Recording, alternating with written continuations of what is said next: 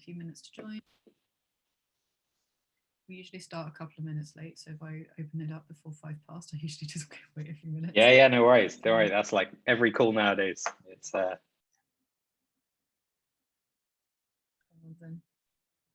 everyone. Welcome to the session. Hoping a few of you are elsewhere from miserable UK weather that we've just been complaining about.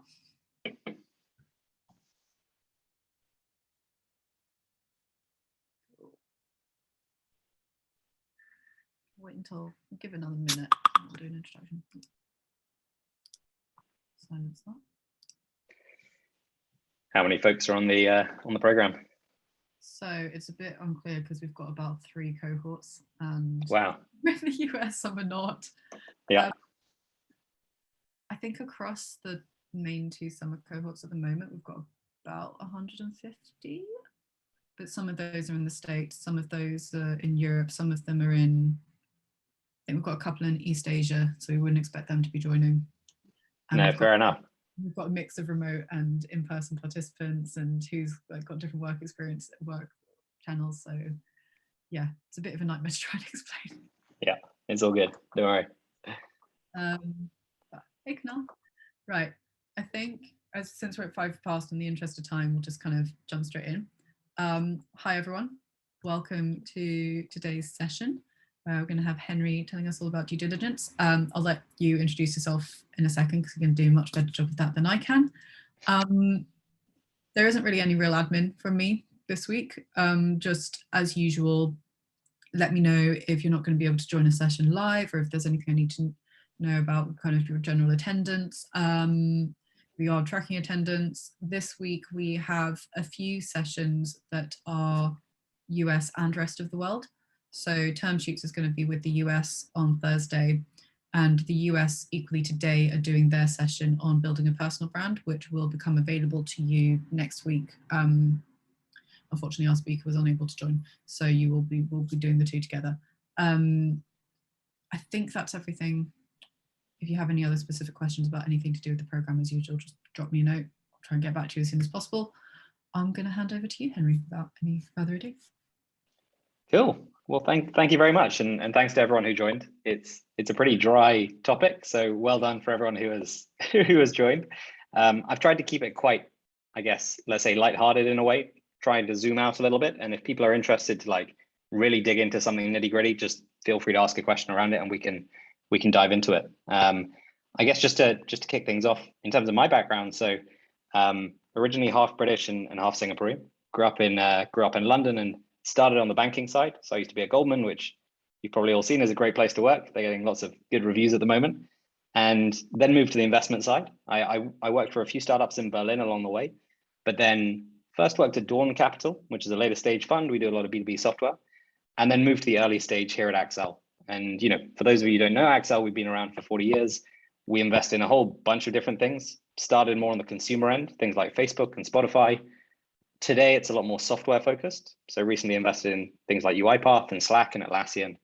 And really, we're just looking for kind of around the world, the best founders we can find at seed and series A. So, let's do this masterclass today, and please dive in if you have any questions. But let me just share my screen.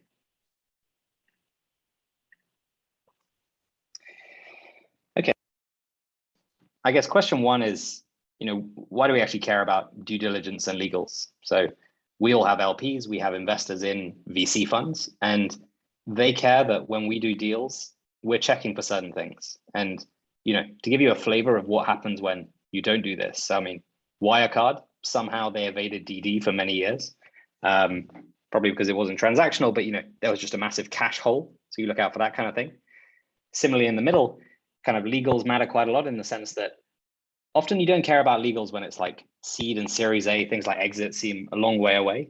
But as soon as you get to exit, kind of some of those clauses that you agreed when you first did the deal, they can really come back to bite you. So, I'm sure a lot of you saw the kind of tension between SoftBank, Benchmark, WeWork.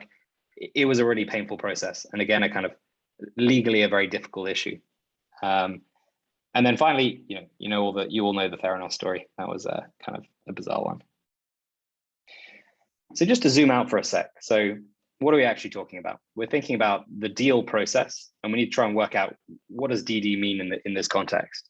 So we'll walk through the kind of different stages. I mean, this is everything from kind of that first meeting where you're really just trying to get a sense for a founder, through kind of all the initial DD stages that I'm sure you will understand pretty well, until you actually put down a term sheet. And it's pretty exciting when you put down a term sheet. I think in VC, when the term sheet goes in, the deal is kind of done. Like, you shouldn't be backing out of that unless there's an incredibly good reason. And really, that's what the kind of post-term sheet DD is for. It's saying, is there some kind of reason why we really cannot do this deal? It's like when you're standing up at the altar and it's like, do you know a reason why these two can't get married? That's when you kind of flag your post-term sheet DD. Like, that's the kind of only real situation. And then it's all the kind of legals and the closing stuff. And just to give you a feel, because founders will often ask VCs, how long does all of this take? Because they want a quick process. They love speed. So the way I think about it is probably 1 or 2 weeks on pre-term sheet DD. It really depends on the founder and the process and the company. And then post-term sheet, it's anywhere from 2 to 6 weeks. People get a little bit nervy because, you know, sometimes you sign a term sheet and another fund can come snatch it away from you. It's rare, but it does happen. So people like to accelerate that. So, okay, just to set the scene a little bit, you've all seen what VCs say on Twitter about like, oh, I did this great deal. Like, oh yeah, I just put money really easily into that deal. And actually, you know, that just doesn't happen. Kind of deal making is hard. And the way you want to think about it is like, you sit in this nice ivory castle, you think about a market, you look at all the players, you pick the best one and you give them the money and they're so happy about it. And then it becomes a unicorn like a year later. And that happens sometimes, but very rarely. Most of the time, it's more what you see on the right. They ignore your emails for a while. Then you have like these emotional highs and lows. Sometimes you love it. Sometimes you think, oh my God, this is the worst company ever. And you really kind of bounce around. Meanwhile, all your competitors, they're trying to shove in term sheets as well. And then the founder will email you on a Friday night and be like, hey, I need a term sheet by Monday. And this is the crazy valuation. So, you know, just to put it in perspective, deal making is hard. And often VC is as much selling yourself as it is kind of buying into a founder. So, okay, the first part of any DD process, it starts in the first meeting, right? So we think of these as screening meetings, but what does screening mean? So I think of 3 kind of key things. One is actually building that relationship. And if you're not memorable, it's going to be really hard to win a deal. So it's not about being salesy or about being kind of overly direct. It's really just about building a kind of nice rapport. So you don't want to dive in with like your first question is kind of, what is your ARR? The first question is more kind of, all right, tell me a bit about the genesis of the story. Tell me a bit about how the founders met. That's kind of where you want to start, really. Then task 2 is, all right, learn as much as possible. And there, you know, everyone will have a kind of few questions they always like to think about. For me, it's always 1, the founders, how did they meet? What was the genesis story? Then it's kind of, okay, what is the business model here? Like, let's actually understand, how does it fit in some kind of framework? Because a lot of people have nice ideas, but if the business doesn't hang together, if it just doesn't make sense, then that can be a red flag. And then you think, okay, how do you actually get it to market? We meet so many great founders, especially in software, who they build a really nice, deep technical product, but actually finding a way to get it into enterprises beyond maybe just a few early adopters is a challenge. So we like to understand, you know, how does that actually work? And then finally, what's their kind of special insight? What have they done? Or what is their background or the kind of combination of their skills, which gives them a special insight? I think without this, it's really hard to understand how they build a moat, how they build a big business. So for us, that's pretty important. And then for me, you know, I sit at kind of I'm on the bottom half of the investment team. So I'm a senior associate VP. We send deals up to the partners. And for us, it's often about finding the spark. So it's like, what is the one thing that really gets you pumped about this deal? Is it the traction? Is it the founder? Are they just a rock star? Is it just you love the product? Really kind of find that spark, because if you can't identify that, it's probably a boring company. Okay, and then you've done your first meeting. You're pretty excited. Let's kind of go deeper. So then you get onto your pre-term sheet DD. As a reminder, you know, this can be 1 or 2 weeks, really depends on the deal. And you start with some really big questions. So is the market big enough? And I'm sure you've all got different ways of sizing a market, but if anything is below $1 billion of TAM, VCs can get a little bit nervous. You can make it work, especially if there's just room for one player and they're very far ahead. But typically we like to see big numbers there.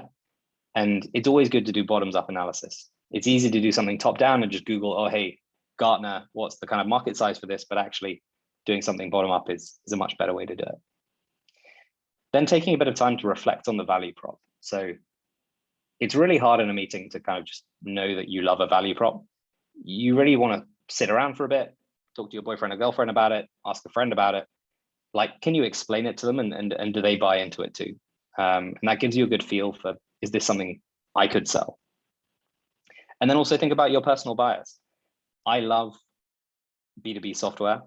I love kind of payments focused fintech businesses, which means I often miss some great consumer deals. So really think about what's your bias and how might it affect your judgment here. Then you kind of move on to the kind of more like key issues as we like to think about. So let's think about your kind of investment deck. You need the metrics, you need the pipe. That's all that kind of good SaaS metric stuff, the pipeline stuff. I mean, anyone can do this analysis, but you do have to do it. You have to make sure things check out. The roadmap, understanding what is the future for this business, because it's all well and good to build a great product, but if there's no aspiration there to really become a platform or to build something market leading, that can often come out in those roadmap discussions. So that's pretty important. And then finally, expert calls. That seems like an obvious one, but at the start, it's always like, ideally, you or the partner you're working with know a couple of experts in the area. Maybe you talk to portfolio founders. They can really give you a feel for, would they find this interesting? And, that stage often breaks my heart because so many of our founders say, oh, that's a terrible idea and it kills the deal. But, it's a really good check to do. And then finally, just sell yourself a bit. I mean, there's no point in, like, these founders, they're going to get called by 20 VCs and they don't know the ins and outs of the venture market in the way that we do. So they don't know, oh, that fund's actually a seed fund or that fund's actually a growth fund. Why are they fishing at seed? You kind of want to sell yourself a bit and you need to differentiate. And it's not just like, we've got a bunch of cash, SoftBank and Tiger have a bunch of cash. Like, how do you really win there? Maybe it's hiring, maybe it's your network, maybe it's this specific partner who will join your board, who is just incredible. So that's also a key part of the DD process. Then you move on to the good stuff. So you guys are going to have a session on this apparently. Term sheets, I mean, they can be very simple or they can be very complicated. Our preference is keep it simple.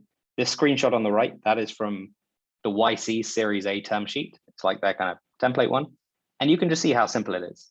And, even on this term sheet, half of the stuff doesn't matter. Like, what really matters, and you'll hear this a lot, is first economics. So who is investing what and what's the valuation? That's super important. And it can get really messy. If you're the new party coming in, kind of the insiders want to hold their share. Maybe they want to make room for angels. Maybe there's another party at the table who helped you source the deal, so they want a little slice as well. So it's really important to think about all the dynamics there. And at the same time, control. So you're going to put a lot of kind of blood, sweat, and tears into this company, probably, if you're an active investor. And you want to kind of receive enough of the business that it's worth your time. If I get 1% of a business, it's really hard to motivate myself to put a lot of time into it, if you see what I mean. And with a percentage stake comes board rights as well. Maybe you want a board observer seat. Maybe you actually want a full board seat. But these are the kind of things you want to think about. And the top tip is always leave the details for later. Get the deal signed, iron out the economics and the control, and everything else can be bucketed. I mean, you just look at this clause and it's like, okay, the preferred stock will have all these other rights. And it's like, these are very important rights and they're like very complex, but they're pretty standard. So as much as you can leave to the lawyers, the better in that sense.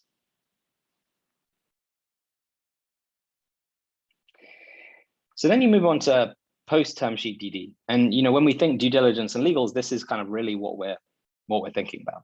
And why do we do it?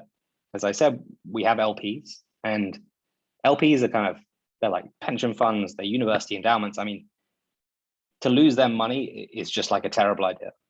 These are kind of companies who are doing real good for the world. So you want to make sure that you do your work to to actually kind of make things happen for them. So here's kind of how we think about it. Piece one is actually like complete the picture. And that's a whole host of sources. So you just need to call a ton of people. Like every investment memo we do normally has 20 to 30 calls at the back in an appendix of a whole host of different people, just to really get a feel for a few different things.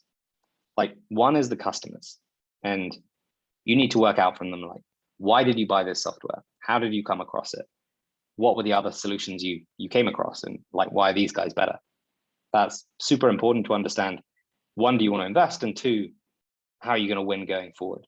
Because a lot of the time, maybe you sign up some early adopters, but are these customers feeling like folks who actually kind of got drawn to the solution rather than being the ones looking for it?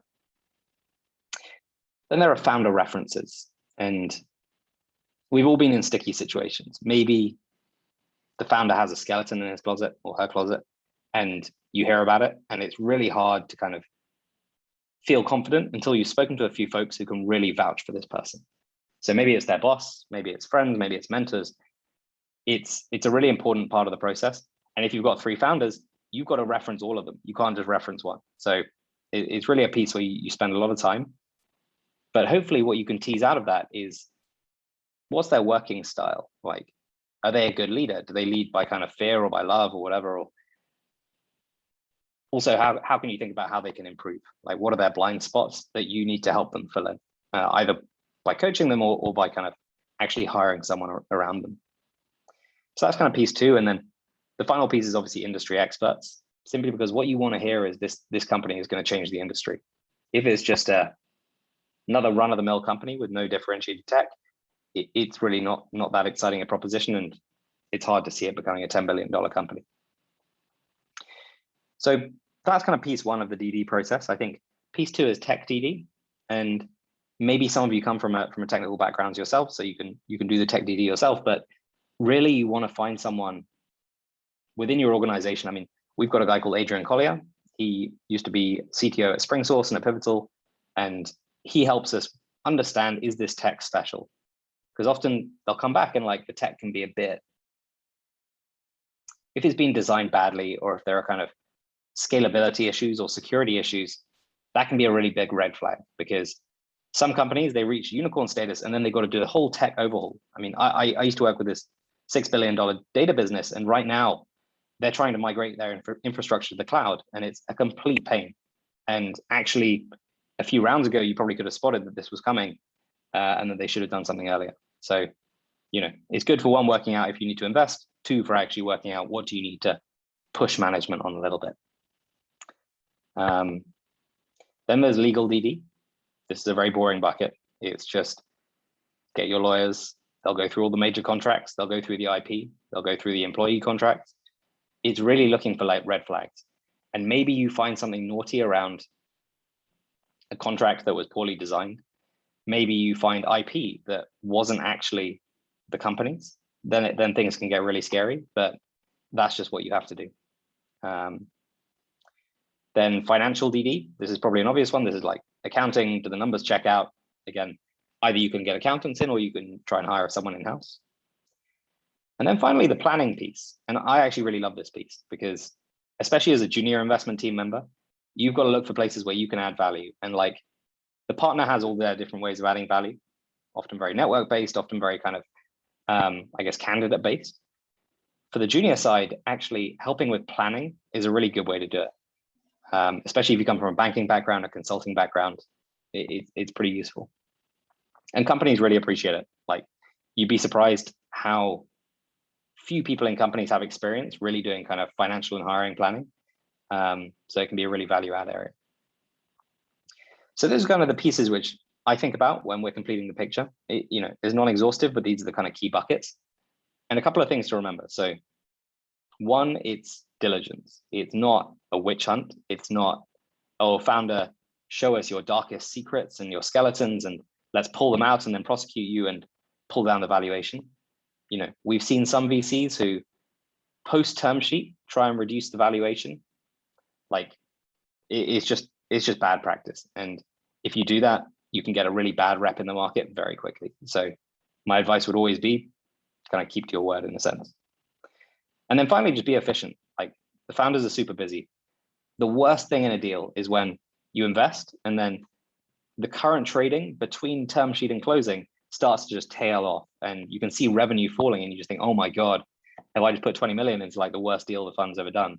And often that's because you are taking so much of management's time that it's pulling their focus away. So really in these processes, just be super efficient. To the extent you can outsource it to kind of other firms or consultants, that's also a good thing to do. And I liked this quote from Thomas Dungers. So he said, what he's interested in is, one, learning how well formed the company is, i.e. like, is there good legal infrastructure underneath the company? Two, are there skeletons in the closet? So, you know, this is what we're talking about when it comes to founder refs and working out if there's anything going on in the background. And then also he said another interesting one, which is how a founder negotiates. And I hadn't really thought about this one, but to some extent, especially when you're doing the legals, you can see, can this CEO really push to achieve in a friendly way something that's pretty important to the company? And, you know, you've already kind of pretty much decided to invest, so it's a bit late, but if it's a weakness, then you can at least hire around it. So anyway, this is kind of the post-term sheet DD process. And then you move into legals. And again, we're almost at the end of the process here, but this is really the fine print. A few things to think about here. So piece one is set the company up for success. What does that mean?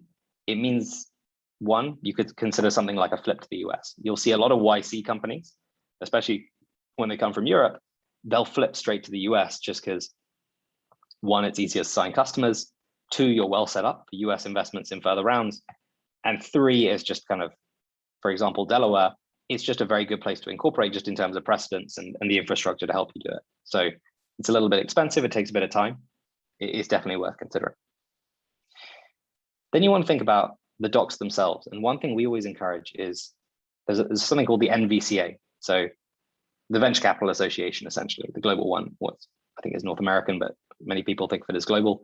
They have a bunch of model docs, and you can find them all on the website. I've got a link at the back of this presentation. But something we really like to do is maybe the seed round is some random set of docs from a local country drafted by a local lawyer.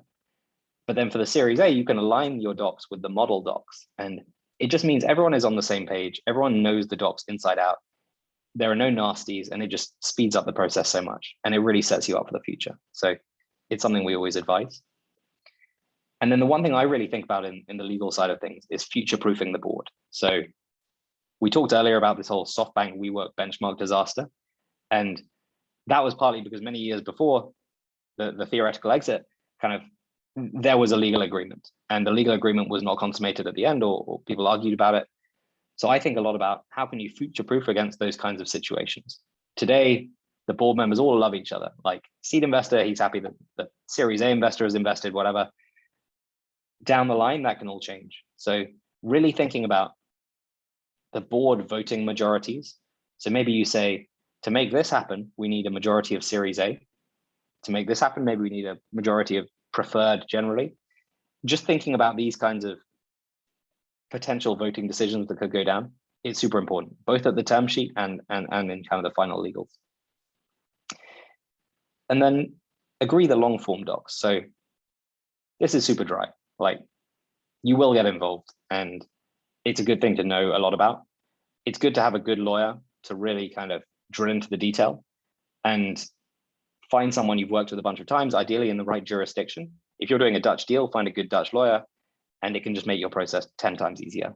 So, you know, the two that really matter is the stock purchase agreement, the SPA, and it's the kind of shareholder voting agreement. So that's the agreement between the shareholders, which contains all the board decisions we talked about. And then a few others, you know, there are things like the articles for the company, the ROFR rights, the co-sale rights, the management rights. That either these can be subsumed into one of the other docs, or they can be their own set of docs, which are always very exciting. And then the final piece again is you know, just stick to your word and just be a good negotiating and sparring partner in these things. I think it can really ruin a relationship if you get really if you really frustrate the legal process, and it's just a terrible way to start off your journey together. So I think always try and be collaborative in these situations. And then final slide, and then I'll kind of open the floor to questions. But let's think about what are some of the common issues we see. So let's troubleshoot DD and legals. So piece one, which we actually encountered on 2 recent deals. So sometimes founders, maybe you start with like 4 co-founders and it's all happy and you crack on with the company. As soon as you get to the seed round, before the seed round, you realize one person's not pulling their weight. So maybe you're like, all right, see ya, out of the company. And they don't care because their shares aren't worth anything at that point. But suddenly the seed round comes up and they hear about the seed round and then they think, hey, my shares are worth a bunch of money now. So actually I'm going to come back on the scene and say, I need my shares back. Like, give me some massive payout. And it can be a really sticky situation, like disgruntled former co-founders. We came across another company where the former co-founder had locked the Facebook ads account and wouldn't give them access because they weren't giving back the shares. And it was just super messy. So you can deal with these things through, it's often a very legalistic end to these matters. Like, you get lawyers in, you have management kind of write letters saying, oh, we've dealt with this issue. If it comes back, then the investors are protected. You just need to think through a few things around that. But it's something to really bear in mind. And when you hear the founding story, always try and, you don't want to press on a sore wound, but just get a feel for if anything went on there. Then on the tech side, so I kind of mentioned a few things. Sometimes you just find really ancient stacks. Sometimes you find like surprisingly unsophisticated stacks. You can always kind of tell when a founder's quite technical, but sometimes you don't meet the CTO until quite late. And once you're in the tech DD and you hear the stack is terrible, it can be really painful, but at least it's something you can work on. So that's good. Then IP. And again, IP can be sticky. We see lots of founders who start a business inside a bigger business. Maybe they worked at Google, maybe they worked at Facebook, and they did like their side hustle. The danger is, like a side hustle, if it becomes commercially valuable, folks can often come after you, and that can get pretty sticky. And sometimes companies actually have like litigation going on. We have one company where an even larger company was saying, hey, you've just copied us, and we're threatening to sue them. And actually, this is a fundamental issue that threatens the business's life. So, you really need to dig into these things and make sure it's all okay. Contracts wise, you'll probably review the largest contracts. If they're like badly written or overly customer friendly, it can be dangerous, but that's more post deal. You can rewrite more or figure out a way around it. It's not a deal breaker. And then last two. So one is financial fine print. And this is where I spend a lot of time. Margins, for example, is a really tricky one. So in a good software business in particular, I talk about software a lot because we do a lot of software. You expect gross margins of maybe 60, 70% plus. But often people can really misunderstand what's in a gross margin and what's not. For example, salaries around customer success, it can be really confusing how you allocate these things, especially if there's a services element to the business. So really dig into that, and it's something to really help focus your mind and focus the company's mind on what they should be thinking about in their cost of goods. Because if you get to IPO and your margins are terrible, you're just not going to get a good multiple most of the time. And then finally, just the docs. You often get stuck in tussles with insider shareholders. We mostly do kind of late seed, Series A, Series B. So often we're coming in on top of a pre-seed investor or an early seed investor, and you've just got to be ready that there will be some tussles. Like, especially if it's a good company, people want to maintain their stake. People care about board seats. They care about keeping that board seat for a very long time. So just be prepared and just kind of go into it collaboratively. But it means the stronger you can build a relationship with the CEO, the better. Because if it comes down to it, the CEO will normally have the casting vote. So really build that relationship. But anyway, kind of comes to the end. And once you've done all that, you just kind of send the money. It's actually surprisingly complicated sending the money, but you send the money and you celebrate. And then you write all your kind of happy Twitter posts. And just a few resources if people are interested. I mean, these have been really helpful for me. So one is these model docs. And what's great about those model docs is, one, they have all the docs you could think of, and two, if you open like their term sheet, for example, it's got all the different permutations of clauses, and it will tell you, oh, this is when you might use that clause, this is when you use that clause. It's just a really nice way to familiarize yourself with the docs. It'll probably be like dead boring until you do like your first few deals and you get involved with them, but it's a good thing to know about. Then the YC Series A term sheet, I definitely encourage you to read that. It just tells you the kind of key points. And then Brad Feld, he's a VC in New York or like Denver or Colorado or something. Boulder. He did a really good series on the different pieces of a term sheet. He just does like one post on like drag rights or co-sale rights, and again, dry but like very useful. And then finally, Thomas Tungers, he writes a bunch of great software VC posts, and he did a good one on diligence. But anyway, that's everything I prepared. So happy to dive into some questions. And I'm not a lawyer, but so I can't answer anything too legal, but I'll try my best.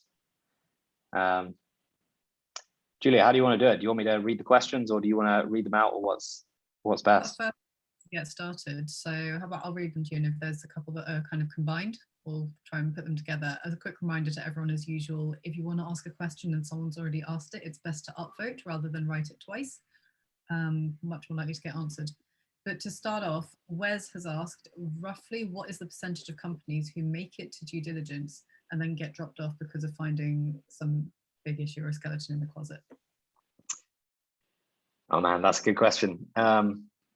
It's a tricky one, right? Because as I mentioned, like, this is confirmatory DD, and you really need to find something pretty serious to drop out of a deal. Like, as soon as you drop out of one, like, VC is just such a competitive market that if there's anything bad about your VC's reputation, it can really stop you winning deals. And if I suddenly get here that, or if Index find out that Accel dropped out of these two deals because they found something a little bit naughty, they will use that against us. So I think it's really about having quite a high threshold for what could kill a deal. In terms of what I've seen personally,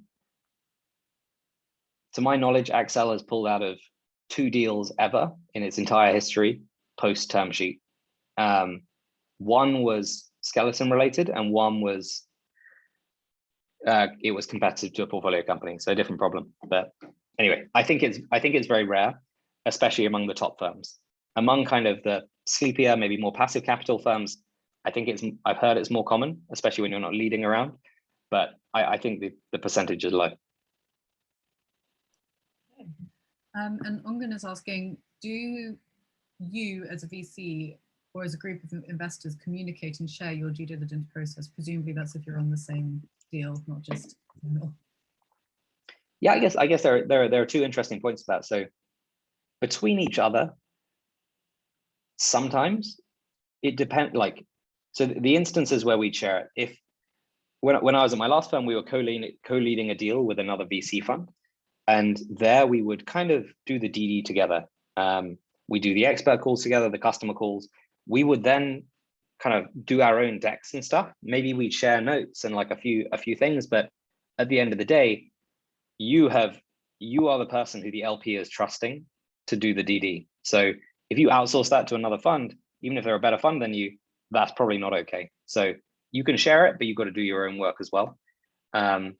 And I think the other interesting dimension is often we like to share that DD back to the founders, especially when it's like customer calls. So startups very rarely get to have very open and frank conversations with their customers. And if we can give some of the feedback we hear back to them, they find it really useful. So we'd always encourage you doing that. Okay, great. And then we've got another question about going into doing due diligence for founders. So have you ever been in a situation where it's been really difficult to get founder references? So if the founder hasn't worked with someone for a while, or just what sources do you use to do due diligence? Yeah,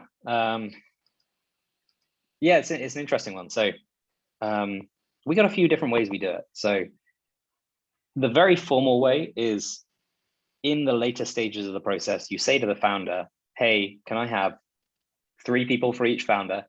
either your bosses or someone you worked for or someone you worked with, ideally someone you worked for, and they'll give you some contact details. Unfortunately, those will all be incredibly biased, so you can't trust them too much.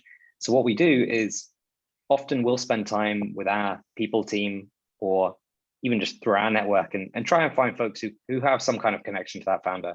And it's not like we're trying to catch them out or anything, but it's just, if you've got that network and if you can find some ways to connect, then it's good to make use of that. I mean, the one bit which is often a bit tricky, sometimes we like to speak to former employees, but again, you kind of get the opposite lens, which is if they're a former employee, they almost certainly hate the company that they've left. So again, you've got to think about that lens, I'd say. And in terms of founders who haven't worked for a while, so we had that recently. We backed a 20-year-old, and like we were doing ref calls with his teacher, and it's just kind of, sometimes the references are just very thin, but you just do the best you can. Because I cannot imagine trying to get one of my teachers to do a reference. That's a whole other story. So Kwame and Aisha both have kind of similar story questions about doing due diligence for an early stage startup. So Aisha's saying, what if the startup's not set up as a legal entity yet? How do you get around that? Would you ask them to set up legally during the due diligence process? And Kwame is asking, if they're early stage and they don't have an audited financial statements or anything, how does that look as well, especially around the financial due diligence process? Yeah, it's funny because I come from the banking world where like you have really nice audited financials, but like if you see a startup's audited financials, it's so depressing because maybe you hear, oh, you're at $1 million of ARR and you've grown 5 times year on year. That's great, but that means a year ago they were at like 200K ARR. And you've got to remember ARR is closer to billings rather than revenue booked. So when you look at the P&L, it's just like depressing to see how little money they're actually taking in versus the salaries they're paying out. So to be honest, audited financial statements, yeah, maybe in a Series B plus, your accounting firm might look at them. Really, when we do financial DD, we're looking at the company's internal metrics. Maybe we're looking at their internal planning model. Maybe we're looking at a raw pull from whatever software they use to track ARR. We like a raw pull from HubSpot or whatever CRM they use to really understand what's the pipe. I'd say for the more kind of, the more classic accounting DD stuff, they will use the audited financials and whatever they can get their hands on, often unaudited. But for our financial DD, it's a bit more like you work with the company to see their numbers. And then often the worry you might have is, oh, what if they're giving me fake numbers?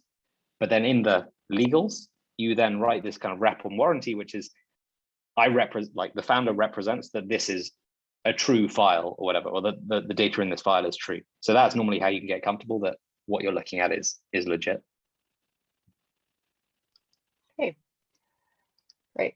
And so Heng-Yu is asking, with due diligence, could nightmares like Theranos really have been avoided? If you're really out to cheat, then you can find a way to make your backstory look solid. Yeah, no. I mean, like some of the world's smartest investors, including life sciences investors, were in Theranos. So either they didn't do their DD properly, or they just hit it really well. And it was probably a bit of both. Like, especially when you're in a great company that's doing really well, it's hard enough to get into the business. And if you start poking around too much, you can often get in the founder's bad books. So it's like this really tough tightrope walk of like doing your DD, but not annoying the founder. So maybe there was a bit of that. And I think Theranos just hit it really well as well. I think also when it's kind of life sciencey biotech stuff, it is fundamentally harder to DD it because you need a very specialized skill set to do that DD. But it's still amazing she got away with it for that long. It was pretty incredible. Thanks. Yeah, sometimes it's just every investor gets things wrong. I think there was a similar thing with Fire Festival a few years ago. They shared someone shared the deck, and it was like, actually a lot of smart people would have invested in that. So yeah, it happens in a bunch of, I mean, even in London VC, like I was just hearing about one the other day where the founder literally was just a con artist, and I think almost got wired the money until like the day before or something, and you know, these things can get really close, so you do need to check it out. At the very early stage, then, if you're going to try and check these things out, Arkham is asking, what's the kind of early stage due diligence practice before the first meeting with the founders? I guess, especially if you're doing outbound deal sourcing. Yeah, great question. So like the VC kind of chat is, oh yeah, you do your like market thesis, and then you see some great companies, and then you go like invest in them. And often when you write the blog post at the end of the deal, that's the way you phrase it. But in reality, normally the way it works is maybe you hear about an interesting lead, and you hear about something interesting they're doing, and you do a little bit of work ahead of the meeting to make sure you sound smart in the meeting, because you can't just turn up to a meeting and hope to wing it. You really have to prep for the good ones, for all of them. And after that, if one company piques your interest, then maybe you'll do a few expert calls. You'll start mapping out the space a bit, and you'll try and speak to a bunch of the other players to work out, hey, is this first one the best one, or is actually there a better one? And it's gone both ways before for us. Like sometimes we've invested in the first one we found. We decided it was good, and we met a bunch of others and decided they weren't as good. Sometimes we found one and then found a better one by actually digging into the market after that. So, you know, what I always try to look for ahead of a meeting is the market exciting? Do I understand the product? What's the founder's background? And I love taking a look through kind of all their blogs and their LinkedIn posts just to get a feel for what are they talking about. Great, thanks for that. Aisha is asking, when you're looking through all those blog posts and everything, what would the ideal due diligence team look like? So what individuals or people, companies, consultants, etc. would make for a really efficient due diligence process? And I guess kind of linked as well to who's involved. And we've got an anonymous question saying how much of the process would actually be done by an associate? Okay. So when you do a DD process, I mean, your firm will lead the process, right? So often in our firm, for example, it would be like a partner or two, it would be myself, and then maybe it would be an associate. And we would be the kind of internal deal team, really tying everything together. On the legal side, we have our in-house legal team, which is only a couple of people, but like they do a great job on this side kind of things. Maybe we hire local counsel as well to do some legal DD, but generally the legal DD side is lighter. If it's a Series B plus business, we often hire accountants to do the financial side. For the earlier stage, there often aren't enough financials to really bother. And then on the tech DD side, again, we've got an internal set of 3 people who are former developers, very experienced, to do it. I know other funds often outsource it to like, there are a bunch of these firms who do like code-based reviews or security reviews. There's a whole kind of consulting ecosystem around it. So, you know, I think to summarize, for the bigger firms, often you got it in-house. For the smaller firms, often you outsource it to a series of service providers who are very good at what they do. But to me, it's always better to do it in-house. I think as an associate, you'll be involved in all of this. VC is an apprenticeship job. So it's not kind of the classic, banking consulting hierarchy style. It's more, you're an apprentice and you're learning how this process should work. So you'll support in everything you can with things like planning and joining all the calls and running a lot of the calls. But really, you're trying to learn from people above you. What are they looking for? And what are they really focused on? Yeah. Cool. Thanks. I think especially it depends on the kind of firm you get into as well, but especially in a small firm, you're going to be involved a lot. And if you're in a big firm, you've got loads of other people to learn from. So just be scrappy and make sure you're there at every single step of the way. Yeah, and also don't shy away from it. I think it's something you'll have to do in your career. So like the legals, especially, like it's really tempting to see the legals come into your inbox and the legal team reply and not to read it, but really you just have to read it because you'll just never learn otherwise. So yeah, jump into it. Yeah. So that's why we've got lawyers going through the term sheets on Thursday, so you can really ask all your questions then. So Daraj is asking, kind of mentioned a few different VCs have different processes. What do you make of VCs such as Tiger Global speeding up the due diligence process and investing at such a fast pace? Does that affect established funds like Excel, in your opinion? Yeah, I mean, it's undeniable that folks like Tiger and Kurtu and a few others coming earlier, it's changing the whole ecosystem. What's good is that it's very founder friendly, because it means fast, efficient processes. It means a very honest way of doing business. I mean, they're very upfront that you probably all read that kind of very good blog post about Tiger's strategy by another VC, actually. They're pretty upfront that they're there with the money, and actually they're going to lean back a little bit and just let you do your thing.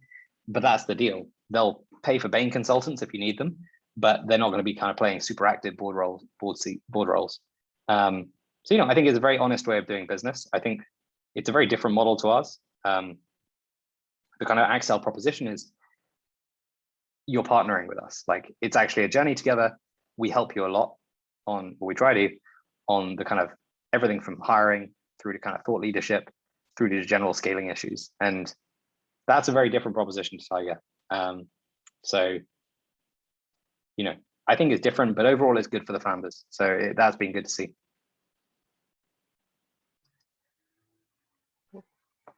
Thanks. Yeah, I think it's something also to think about. Something you picked up on there about different propositions as well, because and also what you were saying about selling when you're selling during the due diligence process as well, because it's always going to be, every VC will say that they've got a different proposition, but also every single VC model or investor model will have a different proposition. So I think that's definitely something for all of you lot to consider in your next role. We've got 10 minutes left, so I'm going to try and run through a few. So got an anonymous question saying, what's the worst thing you have, I don't know if that's you yourself or you, Excel, have tolerated about a company post-signed term sheet because your VC did not want to risk their reputation? I don't know if you can answer that, but just in case. Yeah, I mean, it's not, it's not like, it's hard to say kind of the worst thing or whatever. I think at the end of the day, you do have to drop out if something is really wrong. That's your kind of fiduciary duty, but it's just a really painful thing to do. So I don't think we've really put up with anything. If we don't want to do a deal, we won't do it. But I think we just try to front load a lot of the kind of key danger issues. So the more you can work out pre-term sheet, the better, which means maybe we're a bit slower on the term sheet side, but it means we don't really drop out after the term sheet. So no, I probably don't have a good concrete answer there, I'm afraid. I actually have a question about that, with the example where it was a conflict with one of the portfolio companies. Was that just something that had been in the roadmap that hadn't been discussed? Like, how does that not come up pre-term sheet? Yeah, exactly. No, it always pretty much does. Yeah, exactly. It's kind of a roadmap thing, right? Often two companies look very different in the early stages, but then suddenly you kind of put the roadmap side by side and you realize, hey, these guys are shooting at the same space. Often it's geo related. Maybe we invest in something in the US and like we think actually it's going to be regionally fragmented, and then all of a sudden actually, hey, they're coming to Europe, and that's when things can get a little bit sticky. But again, it's just about knowing your portfolio and being pretty upfront with founders about it. And in those situations, really, it shouldn't come down to the VC to decide. It needs to go down to the founders most of the time. You need to check with both founders on both sides that they're comfortable with the relationship, because that's kind of just how it's got to go. Yeah, that makes a lot of sense. So, sorry, I've got questions have moved around since the last one I found. Bear with me. We've had a few questions throughout about working with a situation when founders are working part-time, especially early stage. How would you work around that? Would you be likely to get to the due diligence stage with a founder in that situation? Or yeah, how do you just work around that? When they're part-time, you mean? Yeah. Yeah, part-time is a funny one, because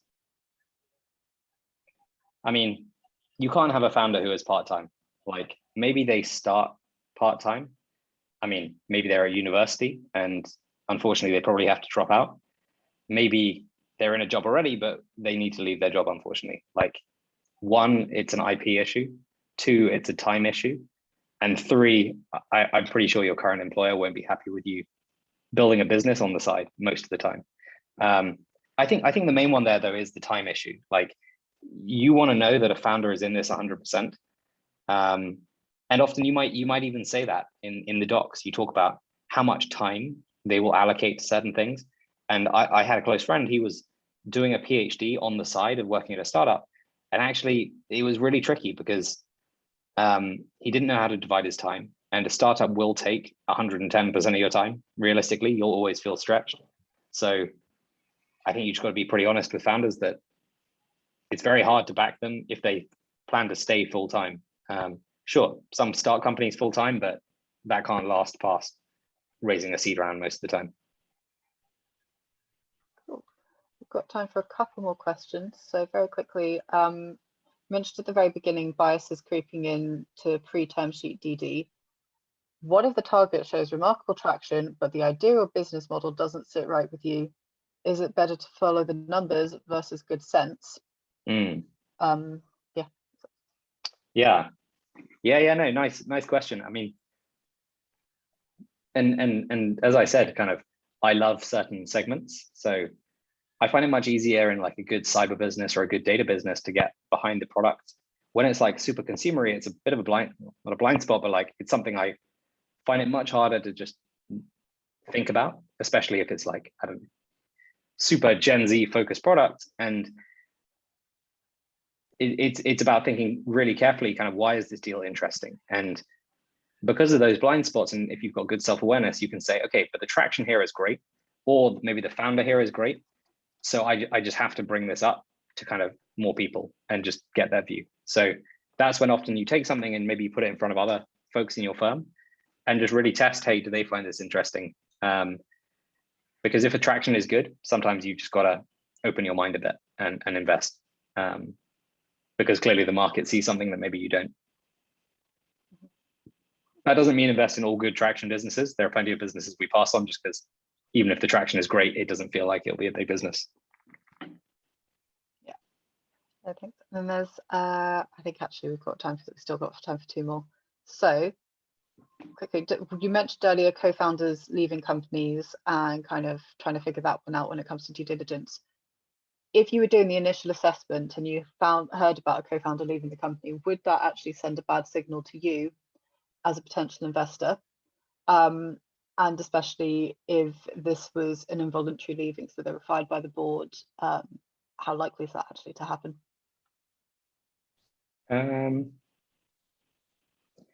Yeah, I mean, for me, it's never a red flag. Like, if anything, it's worse if a bad co-founder is still hanging around in the business. Like, people are made for different stages of the journey. Some people are made for the like Series B to IPO journey. Some people are made for the pre-seed to seed journey, and then they can't scale beyond that. And that's fine. Like, people are just good at different things. So I think it's not a red flag. I think you need to understand the context and make sure kind of all the loose ends are tied up, especially if it's kind of a kind of non-amicable separation of the team. And then I think in terms of why it might be involuntary, it's kind of that point, which is like, a lot of people don't scale, and maybe you start as CTO and you have to step down to VP engineering because you don't know how to be a CTO. And then maybe you have to step down even further to like lead front-end developer or something, but you've just got to accept that or know that you've probably got to move on. And often you do accept it because if you've got a nice big stake in the company, you'll be able to keep that. And it's just about being a bit humble and realizing other people are better than you at this job. So yeah, it can really go either way. And it's pretty common actually that, you know, the same founders or the same founding team will not lead through in the same situation. So it depends what stage you invest, I guess. I think final question from Aisha. How should founders do their due diligence for investors? So what kind of questions or research do you find that founders have for you during the due diligence process? And I'm going to add, what questions should they have for you that they don't have that often? Yeah, no, great question. So there's a few things, and we often like it when founders DD us because it shows kind of just they're quite sensible people. So often we'll find out later in the process, oh, hey, we actually connected with a few of your portfolio companies separately to kind of get a feel for, one, your firm, and two, you in particular, who might be joining the board member, board observer. So we'll often connect them with a few of our portfolio founders to get a feel for how we work and who we are. But again, there's like the biased element. They'll probably say something nice about us. So founders try to also research around the edge. And we have good relationships with most of our portfolio companies. I think some, like, we have experienced some firms not referencing that well. And then you've kind of got to think a little bit, all right, what's going wrong? I mean, you've probably seen some of these like VC review platforms, and if you're getting a lot of negative reviews, then you've really got to kind of take a think and see what's going wrong. And then in terms of what questions founders should ask, so the kind of easy question is, oh, what's your value add? But I think it's really important to dig into that because everyone will tell you something pretty similar. So really trying to get some kind of concrete examples of what you've done is super important. So really kind of ask for specifics about how we've helped different companies. And then two, just feel free to be very upfront about what you're worried about. Some people are worried about signaling risk.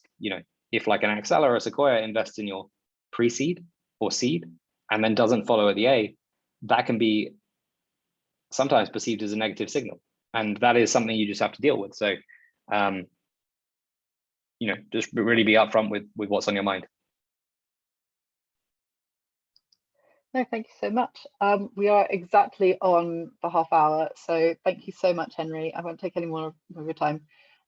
Yes, the model, the documents and everything will be shared to Notion. You will be able to access everything from there. I would also actually, if any of you are working at startups, recommend looking at the NVCA model docs just for sorting out your startup documentation and policies as well, because it's something you really need, and they've got some great resources there. Recording will be available on Friday, so you'll be able to rewatch if there's anything you missed or want to cover in more detail again. But all that's left is to once again say thank you, Henry, for joining. Thank you everyone else for watching, and see you all soon. Cool, no problem. Well, look, nice to meet you all. Thanks for the time. Bye.